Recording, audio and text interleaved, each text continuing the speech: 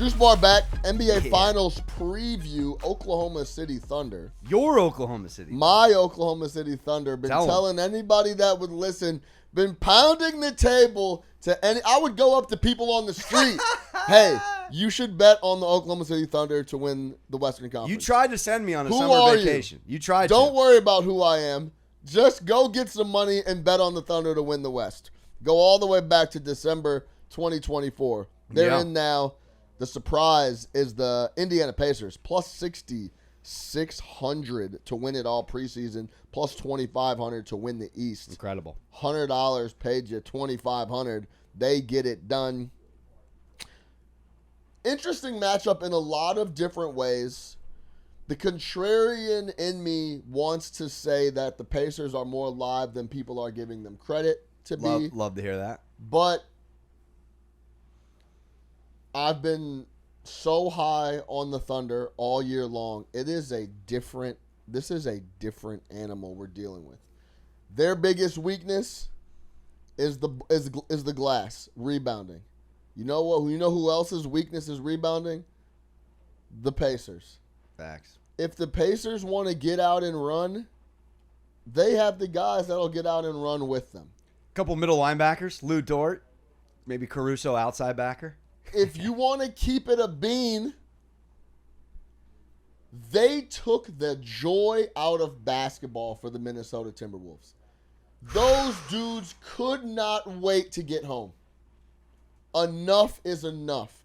Anthony Davis, enough is enough. I don't want to deal with these dudes swarming. I don't want to deal with these dudes crashing anymore.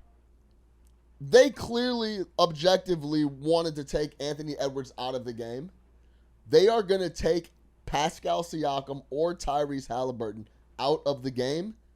I don't see how they recover from that.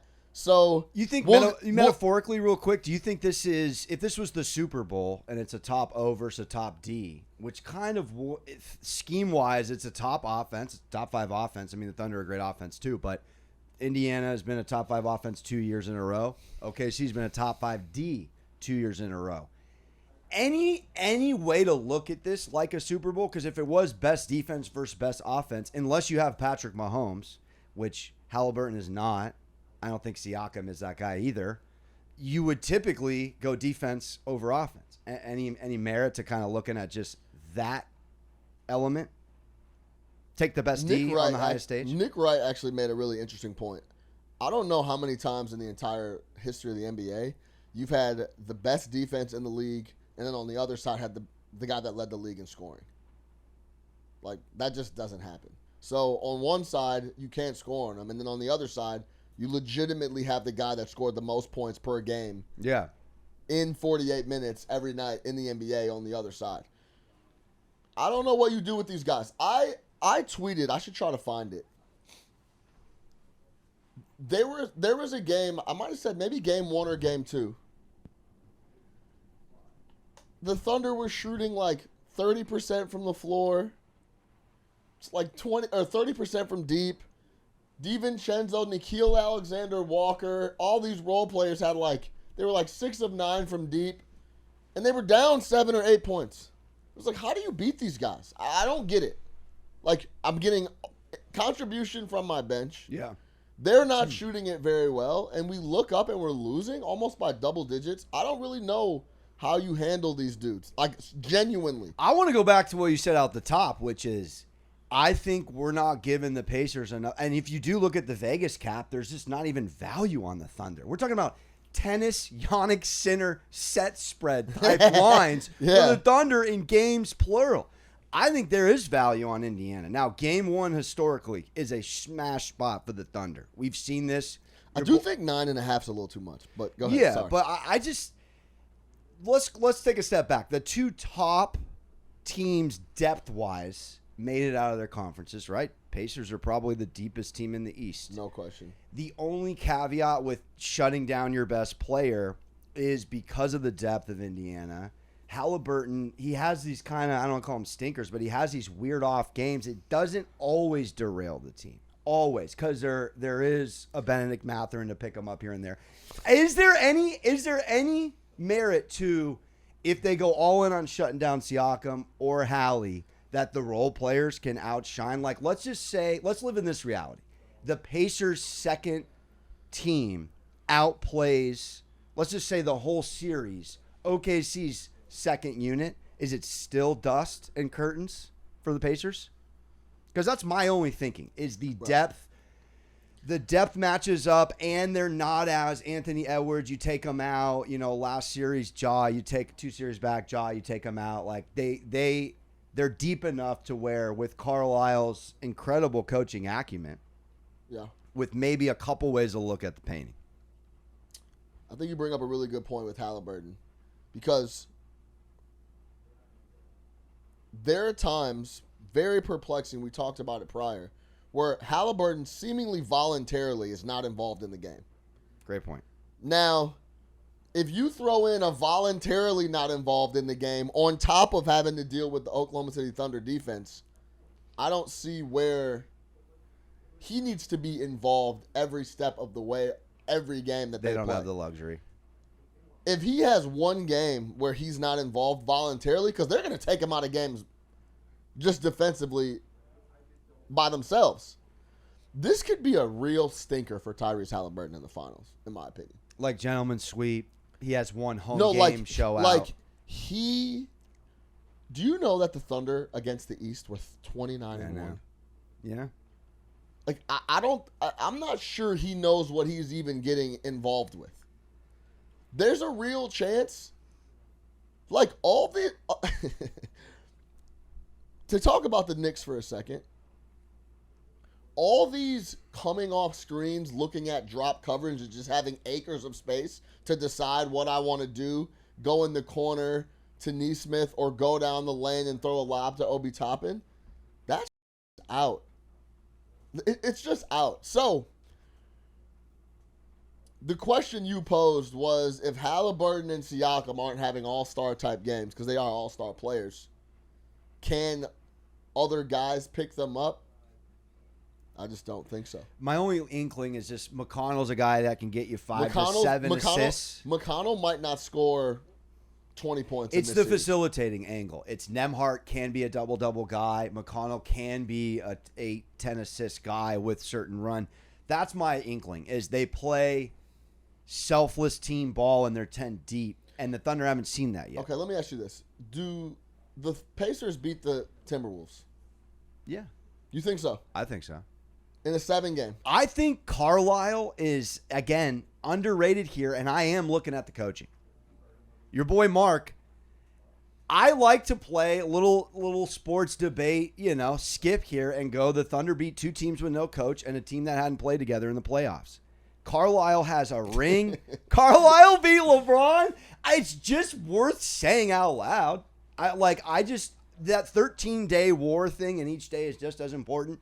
With also the Thunder, which I have one little lily pad left of a leaf, that they're the youngest team since Bill Walton's Blazers in the late 70s, if they pull this off, and that they haven't played in a ton of tight games. Now, they have obviously eked out a couple of Nuggets wins. You got to give them some credit. When are we going to give that up? When they hoist the trophy. When they hoist hoist the trophy. We're going to have to do a Juice Bar remix in the summer when you're right and I'm wrong. I'm obviously just, from a valueless standpoint, I can't back the Thunder, but I do believe in my heart of hearts that there are a couple of ways to roam. How excited are you about the matchup overall? I think, because people are talking about ratings. First of all, that really pisses me off. Yeah, it's 2025.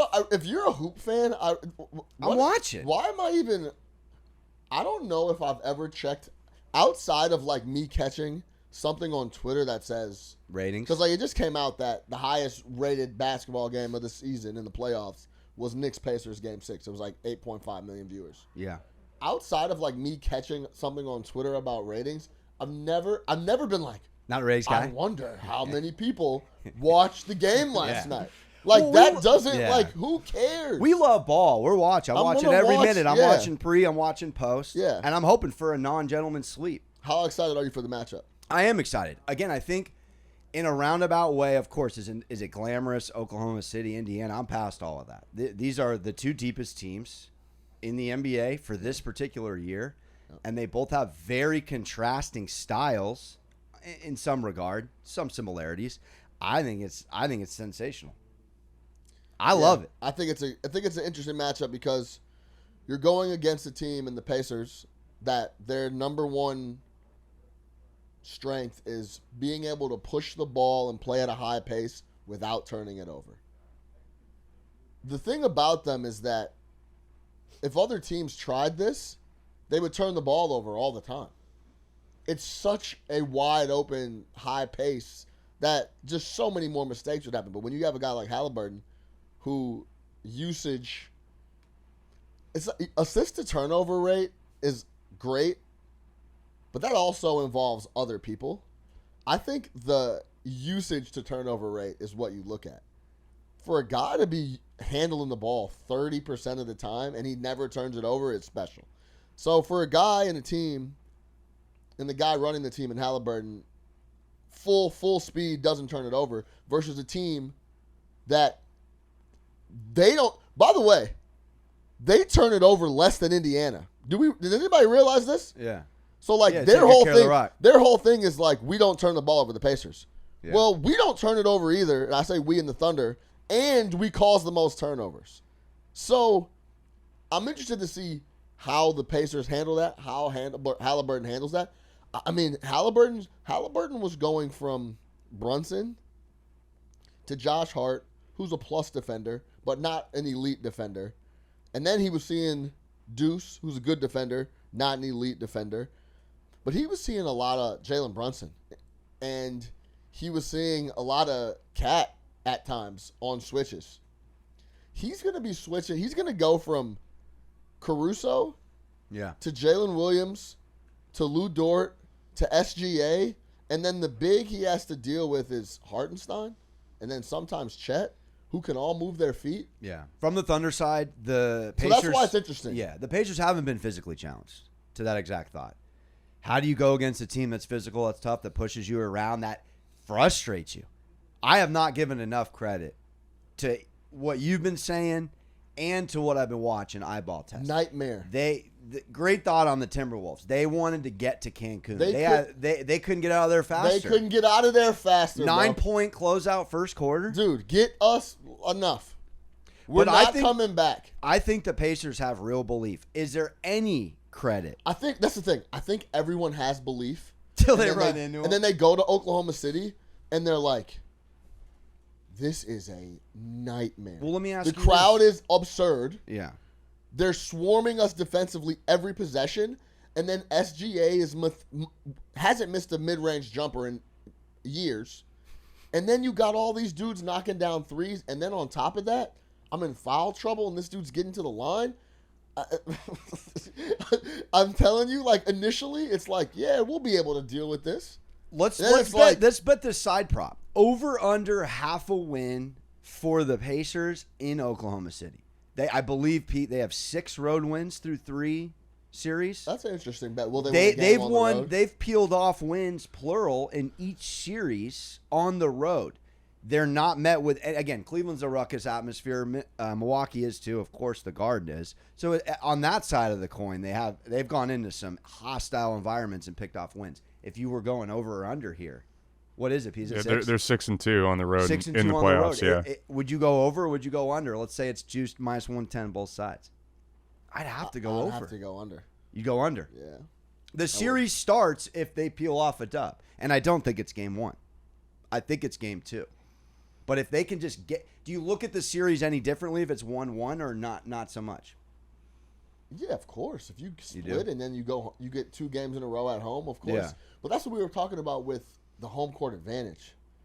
That's where it gets to be so important, because if you split in the toughest place to play probably right now in the NBA against the toughest team, you still have to win 3 of the next 5, and 3 of those next 5 are in Indiana. Yeah. But if you drop one, it flips right back. Of course. You just the leverage when you have home court is big difference, and you get Game 7 at the crib. So I'm again I'm a salesman for the Pacers because all the numbers, all the eye test is back the team with home court, the better D, and sure, I guess tit for tat, OKC's a wee bit deeper with the best player on the court. Couple more questions for you. Yeah. I mean, what's at stake for SGA here?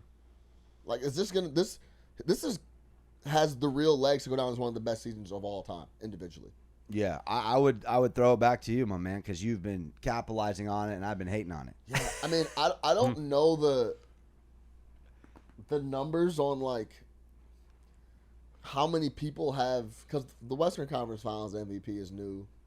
If you have it, unless I've missed it, P, if you find out how many guys have won Finals MVP, and the championship, and led the league in scoring. It's definitely one hand. Dude, I don't know. Like, there might not be, if it's very small number of people that have been first team All NBA, led the league in scoring, won the MVP, the title, and Finals MVP. I mean, I really off the top of my head, off a no medal with Canada. Off the top of my head, like Magic. It's a great trivia question. I mean, I'm looking at like Michael in the 90s. There's that, but like a lot of these guys that won MVP and won Finals MVP, it would have been like LeBron, Steph, and then Tim Duncan.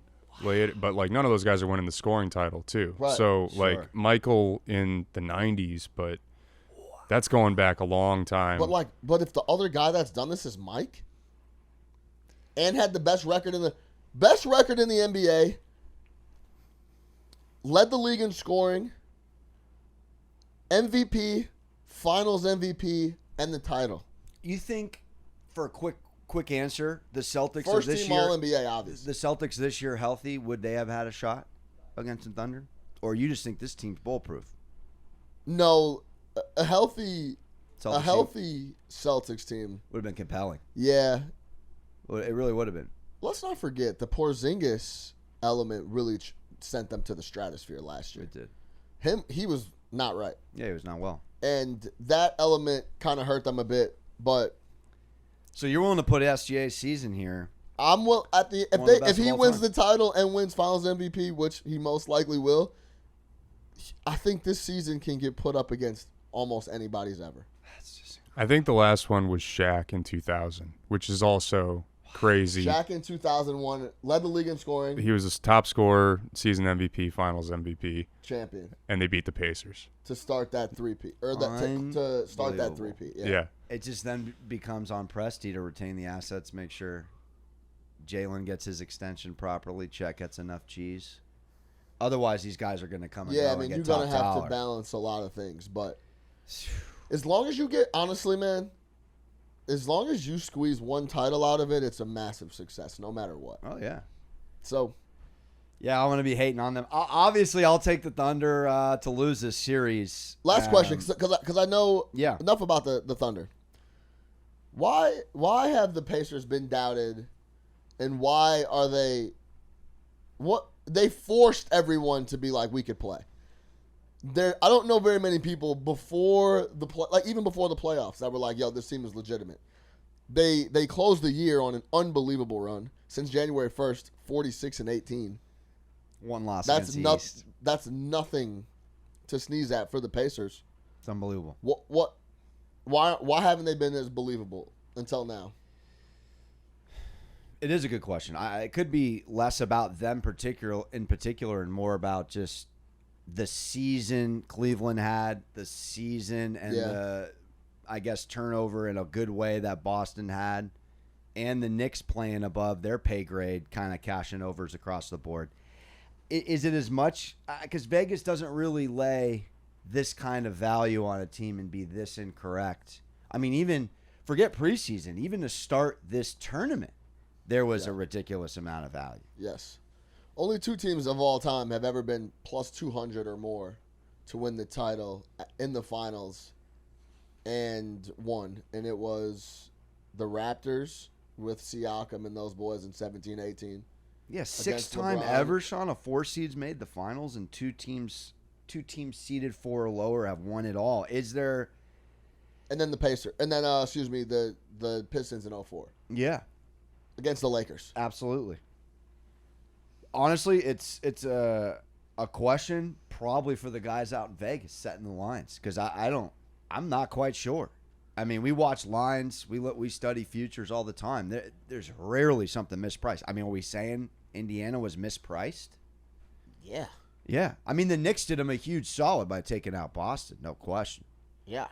I think it was more the daunting, because like they were, I think going into the playoffs, they were the 4th team in the East that you had faith in that could make a run. Yeah. And it just broke so perfectly for the Knicks. That's why it was such a big opportunity. Like if we're gonna get to Tibbs and the new direction of the Knicks here, but Well, I think I feel continuity prevailed from last year to this year in both conferences. yeah, I was unable to connect the dots. You certainly were on the West. Look at the Warriors trying to piecemeal a Butler trade, a Luka trade to the Lakers, keep going, and so on and so forth. In the East, you had a new Knicks team. You had a Pacers or a Boston team bounce and a Cleveland team bounced. So that, I don't know, that just kind of gave the lane for this team and their continuity to rise to the top. But as far as the Vegas lines, I'm still scratching the hair. Finals winner and MVP. How many games? I'd have to go back to Siakam because I think they will. Siakam. You're really gonna pick the Pacers to win the title? Okay, go ahead. I'm going to pick the Pacers to win the title. I'll go Pacers in 7. And Siakam. And Siakam.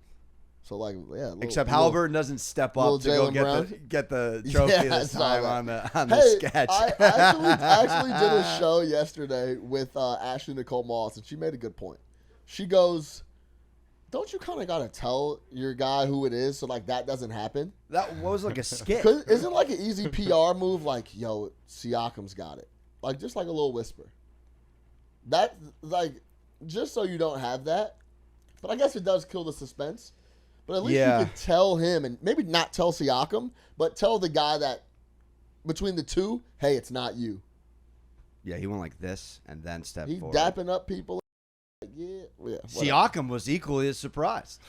I thought it was right that Siakam got it. If you look at it, I think in the 6 games, I think it's 3-2-1 Siakam. I think he wins 2, and he wins 2, 5, and 6. 6, the Knicks couldn't get on track because he was white hot. Excuse my language. He was unbelievable. Yeah. So I think that's it. I'm gonna go Thunder in 5. Wow. SGA. They are a tornado, dog. A storm. I think the West is that bad. Halliburton's gonna get passed off to elite defender after elite defender, and then when he does break down said defender, he's gonna get swarmed on just like Anthony Edwards was, and he's gonna be looking for Nembhard and Shepherd. And then this is the thing. They were jumping all over Ant, and then they would disappear and close out. They're triple teaming him in the paint and then getting back to defend the perimeter. It's like absurd. Yeah, that last series was so night and day from this series, though. That was 2 top 5 Ds, and Finch got put in the juice bar blender. Carlisle's got a ring. Carlisle has. He's seen everything. I think you just got to, if you're the Pacers, you got to try to, your pace has been like 125, or offensive rating has been 125. The pace has been like 105, 108. When you're like really playing your best game, it needs to be 110, 111. You can't let them get set at all. Every possession needs to be, I'm running and I'm trying to lay the ball up. Yeah. If you get in the half court, forget about it. It's done, dead. You need to somehow figure out a way to even play faster than the fastest. Like, I think that's the only way. I mean, let's not forget that Neesmith and Nembhard are incredibly pesky defenders. Really get under your skin. I mean, Brunson. Sure. When does Brunson ever break character? He threw a headbutt. Yeah, no, there's So no doubt. they have the ability to be a little bit underrated, I think, defensively.